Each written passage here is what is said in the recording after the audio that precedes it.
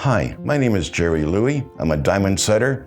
Being a diamond setter since the age of 18, my program is to educate as many people as I can into the art and skill of diamond setting. So this is your cutting side. Make sure that this is in pristine condition at all times. Instead of getting a bead burnisher and pushing over the claws, because you've now nicely made them round, you don't want to damage them any further. I'm tapping it as if it was putting it into an ultrasonic machine.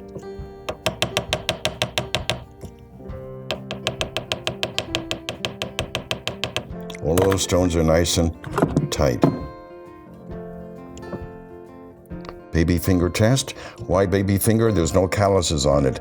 If you use your thumb or your first finger or your thumb, you've got calluses. You can't feel the sharp of the beads. I use my baby finger test. I press it over, then I rotate it.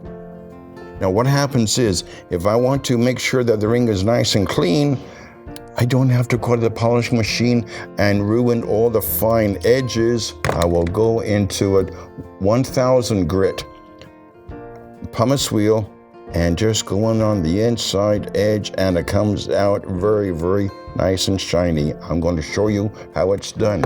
And if you have a pumice wheel that's getting very, very short, don't throw it away. Where else can you use it?